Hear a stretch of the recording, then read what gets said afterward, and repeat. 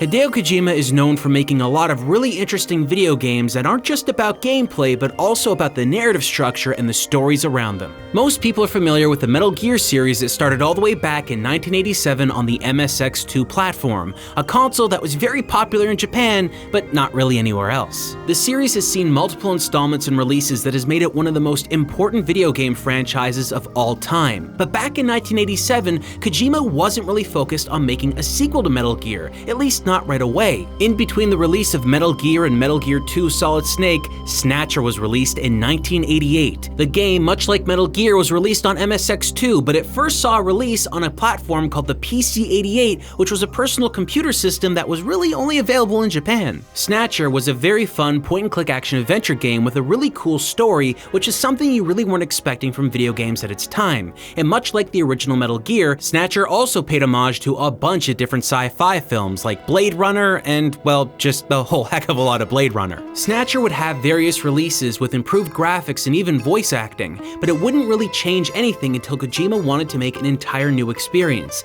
And with his team, in 1994, they released Policenauts. Policenauts was released first on the PC-98, a sequel to the PC-88 platform that Snatcher was released on. It was also released on 3DO afterwards and PlayStation, but the final version of the game, and the one that you're seeing right now, is the Sega Saturn release. With Kojima's back catalog of games, he set an expectation for all of his fans to make something that was even grander. And would Policenauts surpass everyone's expectations, or would it be a letdown? Well, let's find out.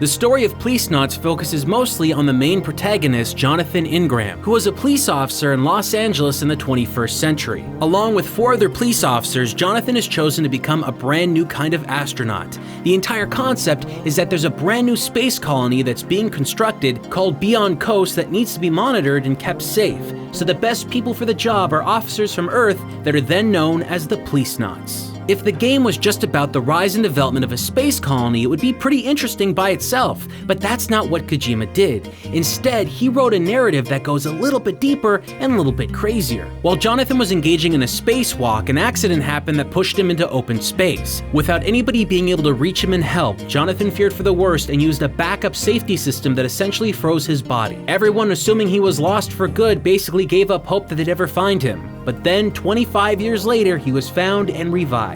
Now, in the year 2040, Jonathan is a private eye in old Los Angeles. With none of his friends really sticking around and remaining on that space colony, he basically is by himself, until one day his estranged ex-wife shows up asking for help, because her new husband just went missing. Jonathan, not being too sure if he should help, decides to tell her that he needs to think about it, and when his ex-wife leaves his office to go back to her car, the car blows up. And that's where the action begins. Everything I just told you right now happens within the first 30 minutes of the game. You've already got a whole bunch of sci-fi elements and a new world to explore, but on top of all of that, you've got a mystery going on. Jonathan has to return to the space colony that he helped found but hasn't been back to in years. He must reconnect with old friends and allies to solve his ex-wife's murder. And one of the friends he connects with is Ed Brown. Now let's just take a look at Jonathan Ingram and Ed Brown back to back, and clearly if you're like me, you can see where this is going. This is Lethal Weapon. Essentially, Kojima was so influenced by the Lethal Weapon characters that he wanted to create his own kind of buddy cop story, but in space. Throughout the majority of the game, Ed is with you pretty much every step of the way, and the reason why they do that is because you can't forget, Jonathan Ingram is a character out of time. He has been asleep for 25 years and things have progressed. So Ed basically needs to tell Jonathan, and in turn the player, what everything is and how everything works. This is a great mechanic to use so that some character in the universe explains to the player what's going on. That way this entire strange sci-fi world can make sense to them. And this exact same mechanic was also used in Snatcher back in 1988, however in that main character's case, he was just suffering from amnesia. The original release of Policenauts on the PC-98 utilized a hand-drawn pixel art style that was unique to that release of the game. Every other version of the game, starting with the 3DO release, utilized a cell art design that made the game look more like an anime. And to complement that new design, the games feature full-motion video animated cutscenes that pretty much look like they're straight out of a movie. But unlike a movie, Policenauts is a video game, and it does feature a lot of interactive sequences. The primary function of the gameplay is to be a point-and-click adventure game, so you're going to be going around to multiple locations and clicking all over, speaking to people and learning about the situation that's unfolding and trying to figure out who basically blew up the car at the beginning of the game. But of course, like any good Kojima production, the title begins to expand and develop in ways you probably wouldn't expect. But I believe one of the hallmarks of Policenauts is that the story and its universe go incredibly deep. I'm not just talking about interesting characters and a well-written plot, I'm also talking about descriptive things in the universe that are really layered in.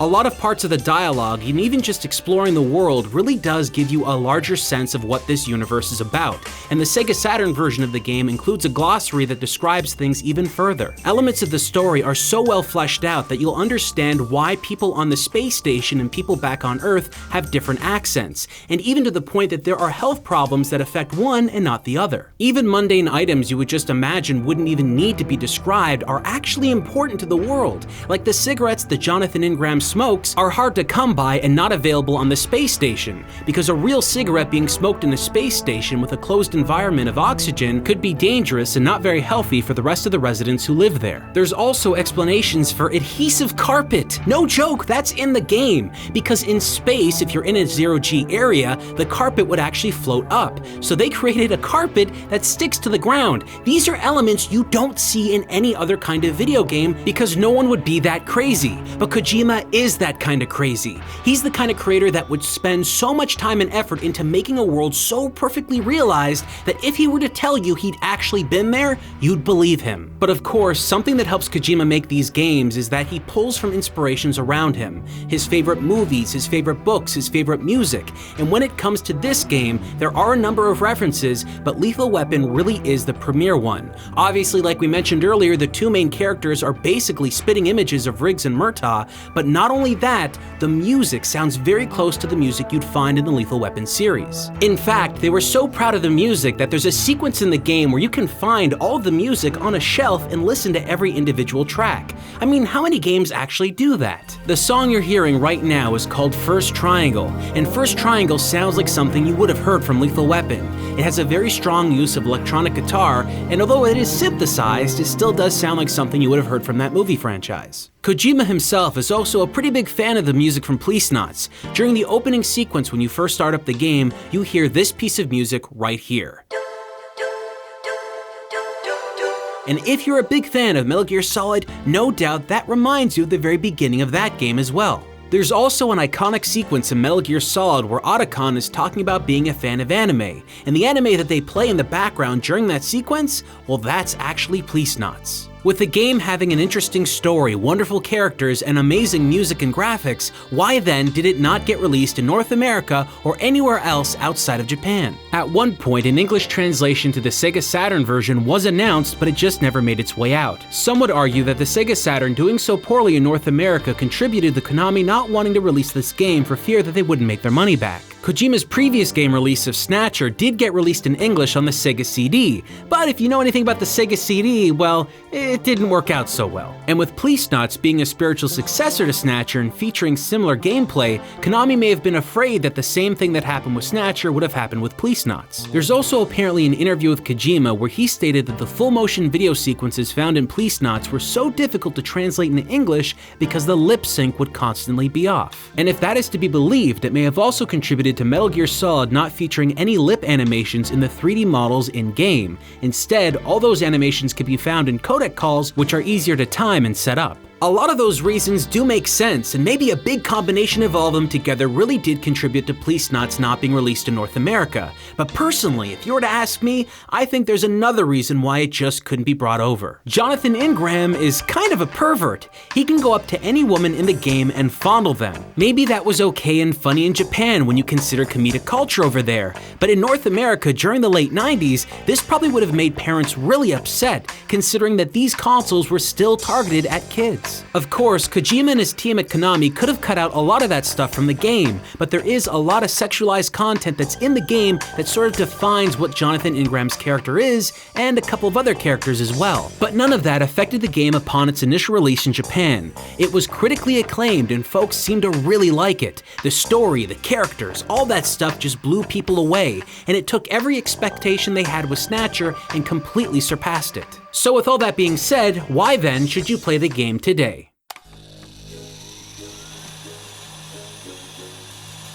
There are multiple reasons why you should play Policenauts. One of the biggest ones really is its story. Seeing something as detailed as Policenauts really isn't something you see in a common video game. But not only that, there are elements and themes that really don't just focus on sci-fi, but they also focus on humanity in general. While it would have been easy to make Beyond Coast an ideal future world where a whole bunch of people live in harmony on a space station, it really isn't like that. There's racism, there's drug abuse, there's health issues that are affecting people that live on the space station, and on top of all of that, you also have to deal with political struggles and a company that's so large they're beginning to have an unchallenged monopoly controlling every aspect of everyone's lives. These elements are things that many of us can relate to because they're not that difficult to understand. Throughout playing Policenauts, you'll start to see elements that Kojima commonly uses as threads to build his narrative structures, things that he uses in other games like Metal Gear Solid and anything else he's worked on. This includes Kojima's common warning of an over-reliance on science and technology, having people focus so much on the mechanization of humanity that the question is raised, is this person really human at all? This idea is very much alive in the game, with a group of people on the space station called Frozeners who are essentially genetically modified humans, who are treated like outcasts back on Earth, but on the space station they're treated as superior to the humans that reside there. If you've ever been a fan of any of the stories in any of Kojima's games, Policenauts is a high recommendation. And for those of you that might not want to play this game because you're afraid that you might get bored by the visual novel aspects, don't worry. I personally think that it's very important to break up the monotony of a game by just not having it be one thing all the time. So even though in Policenauts you are going to be going around and talking to a lot of people, there are a lot of other elements that come into play, whether it be a shooting sequence or a puzzle. These diversions, while usually fun, can sometimes be just a little bit annoying. Being able to aim with the gamepad is pretty hard and can sometimes lead to some frustrating instances. There's also a bunch of points during gunfights where you have to stop and click around, and when you're doing that during the main game, it's okay because you're trying to discover items, but when you're in a gunfight, you just want the gunfight to continue. But fortunately, there are no penalties if you lose a gunfight once in a while. You just go straight back into the game and try it again. And if you're using a D-pad, you likely will be doing that. But there are other control options that might make things just a little bit better, but we'll talk about that a little bit later. The gunplay and puzzle sequences are pretty interesting elements to Policenauts, but they are by no means the general focus. So don't go playing this game if you expect it to be mostly about those things. But of course, that brings up the question, how do you actually play this game if they never released it outside of Japan? Well, the folks at JunkerHQ.net created a fan translation patch for the PlayStation release and the Sega Saturn release. And folks, if you were to ask me which version you should be playing, I would highly recommend you play the Sega Saturn version. The Saturn release has more features than any other version of the game, enough so that I believe if you really want to enjoy playing it and having access to that really handy-dandy glossary, this would be the way to go. But what's really important to me while playing Policenauts is using a mouse. Now, both the PlayStation and Saturn version do use the PlayStation and Saturn mice respectively, but the Sega Saturn is the only one to use the Virtua gun. That's right. During shooting sequences, you can throw down that mouse or D-pad and you can use an actual gun aiming at the screen. This makes those gameplay sequences that much more enjoyable. But if you find it too difficult to source a Sega Saturn that can play Japanese burnt and patched games, which I can't blame you might want to just stick with the emulation route. There are plenty of Sega Saturn emulators out there that run Policenauts very well because on the front of everything, Policenauts really isn't that complex of a visual game. There's no 3D graphics, there's nothing crazy like that. The game just runs pretty solidly, even on an emulator. And all the footage that you're seeing right here was done through an emulator called SSF, which, by the way, can use the mouse on your computer right now and simulate it as an emulated mouse for the Saturn. That way you don't actually have to go out and buy a Saturn mouse and you can play the game the way it was originally intended to be played. Kinda neat, huh? Policenauts isn't a perfect game, and there's a lot of elements of it that can be pretty annoying at points, but you kinda get through it when you're enjoying everything else so much. I do recommend this game for any fan of Kojima that loves his games, and if you haven't played it before, it's something you simply must try at least once. And if you're a fan of Snatcher, this is kind of the sequel that you were looking for that just never came out. But as for myself, if I had never played any other Kojima game before and I had only experienced this one right here, I still firmly believe that a game as good as Policenauts would be a member of the Game Club.